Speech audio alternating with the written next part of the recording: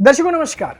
मेरा नाम है मनीष कुमार सिंह और आपका बहुत बहुत स्वागत करता हूं 4 PM महाराष्ट्र। दर्शकों, महाराष्ट्र में जो महायुति सरकार है उसके बीच हमेशा कोई ना कोई कंट्रोवर्सी, विवाद, तल्खी भरी खबर आती रहती है।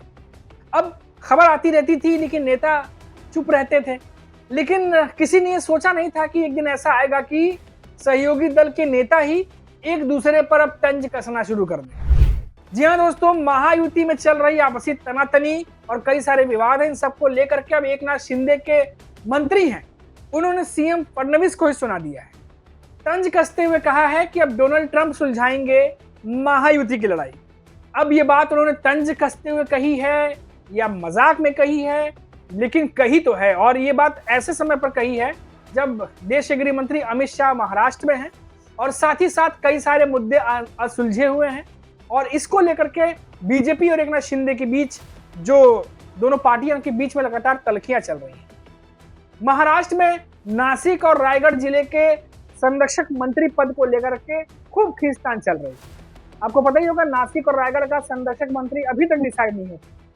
इसी बीच शिवसेना मंत्री दादा भुसे ने रविवार को मजाकिया अंदाज में कहा कि अब नासिक के संरक्षक मंत्री के मुद्दे को अमेरिका के राष्ट्रपति डोनाल्ड ट्रंप के पास ले जाना पड़ेगा। अब ये बात उन्होंने कह तो दी, लेकिन ये निश्चित है कि बीजेपी के नेताओं को ये मजाक या कहिए तंज बिल्कुल पसंद नहीं आएगा, क्योंकि अमेरिका के राष्ट्रपति डोनाल्ड ट्रंप के बयानों की वजह से प्रधानमंत्री नरेंद्र मोदी पर कई बार विपक्ष ने सवाल दागे। साथ ही साथ सोशल मीडिया पर भी ट्रंप के दावे को लेकर के लगातार सवाल उठते रहे कि आखिर प्रधानमंत्री नरेंद्र मोदी चुप क्यों हैं, आखिर ट्रंप के दावों पर वो जवाब क्यों नहीं देते। और इसको लेकर के बीजेपी के नेताओं ने चुप्पी साधी नहीं, लेकिन सवाल पूछे जाते रहे। अब ऐसे में एकनाथ शिंदे के मंत्री अगर ये कह दें कि महायुति के भीतर का मामला डोनाल्ड ट्रंप के पास ले जाना पड़ेगा, तो शायद ये बयान और ये भाषा ही बीजेपी को पसंद नहीं आएगी। आपको बता दें कि जो एकनाथ शिंदे की शिवसेना, उनके मंत्री दादा भुसे, उन्होंने डोनाल्ड ट्रंप का नाम लेते हुए चुटकी ली है।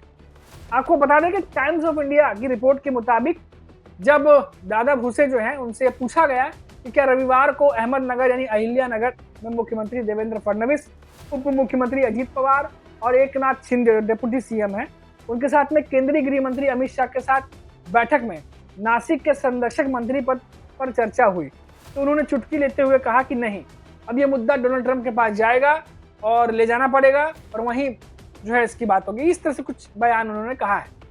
अब जब ये बयान जैसे ही आया तो अभी तो बीजेपी के नेता कुछ कहते, उससे पहले ही विपक्ष के नेताओं का रिएक्शन भी आना शुरू हो गया।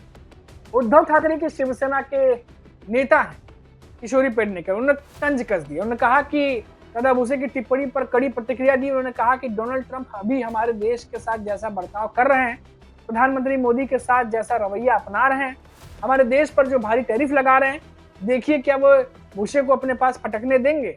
ये बात कहते हुए उन्होंने एकनाथ शिंदे के जो नेता दादा भुसे, उन पर तंज कस दिया। विवाद क्या है दर्शकों, नासिक और जो ये मामला है, इसका हमने पहले भी आपको रायगढ़ का बताया था कि पिछले महीने राज्य में भाजपा मंत्री गिरीश महाजन को कुंभ मेले के लिए गठित मंत्रिमंडलीय समिति का प्रमुख नियुक्त किया गया। भुसे को इस समिति का सदस्य बनाया गया, जिसमें एनसीपी मंत्री छगन भुजबल सहित अन्य मंत्री शामिल हैं। इसके साथ ही राज्य सरकार ने 2027-28 में नासिक और त्रिम्बकेश्वर में होने वाले कुंभ मेले की तैयारियों के लिए एक उच्च स्तरीय समिति का गठन किया है। यह समिति मुख्यमंत्री देवेंद्र फडणवीस की अध्यक्षता में बनी, जिसे उप मुख्यमंत्री जो हैं एकनाथ शिंदे और उप मुख्यमंत्री जो दूसरे हैं अजीत पवार भी उसमें शामिल हैं। अब यह निर्णय शिवसेना के लिए झटका माना जा रहा है, क्योंकि भुसे नासिक के संरक्षक मंत्री बनना चाहते थे, ताकि जिला नियोजन और विकास परिषद जो डीपीसीसी है के माध्यम से कुंभ मेले की तैयारियों पर नियंत्रण रखा जा सके। यानी जो वहां का संरक्षक मंत्री बनेगा उसके नियंत्रण में सब कुछ आ जाएगा, क्योंकि डेवलपमेंट है, कुछ वहां बनाना है या सारी चीजें जो है वहां के जो मंत्री हैं वहां पर पालक मंत्री, उनके अंतर्गत आता है। इसीलिए लगातार नासिक में एकनाथ शिंदे की जो शिवसेना है वो अपनी जो कह सकते हैं कि लड़ाई तेज कर रखी है कि वहां से उनका ही नेता बनना चाहिए, संरक्षक मंत्री। और आपको बता दें कि ये लड़ाई कोई नई नहीं है, विधानसभा चुनाव के बाद से ही नासिक और रायगढ़ को लेकर के, और कई जगहों पर तो बन चुके हैं संरक्षक मंत्री, पर इन दो जगहों पर नासिक और रायगढ़ में अभी तक संरक्षक मंत्री नहीं बने।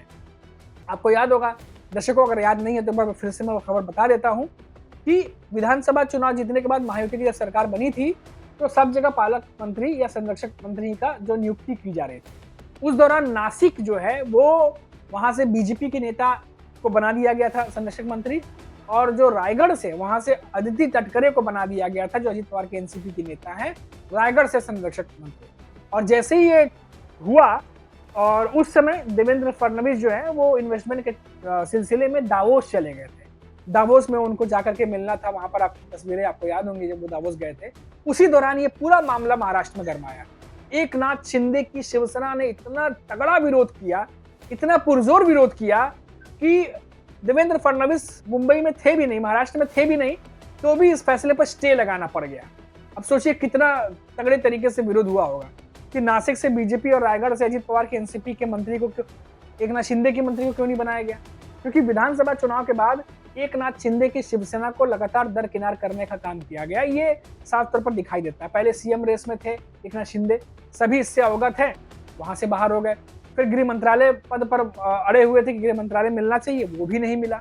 उसके बाद कई सारे ऐसी खबरें आती रही जिससे लगा कि देवेंद्र फडणवीस या बीजेपी ज्यादा सीटें जीतने के बाद अब महाराष्ट्र में अपने हिसाब से प्रशासन चलाना चाहती है, ना कि अब उस तरीके से जैसा कि एकनाथ शिंदे चाहते थे। क्योंकि एकनाथ शिंदे सीएम रह चुके हैं, अब डिप्टी सीएम है, तो जाहिर तौर पर सीएम देवेंद्र फडणवीस है, तो फैसले अपने हिसाब से लेंगे। और ये जो तल्खियां हैं, ये जो मनमुटाव है, ये सिर्फ यहीं तक नहीं रुका।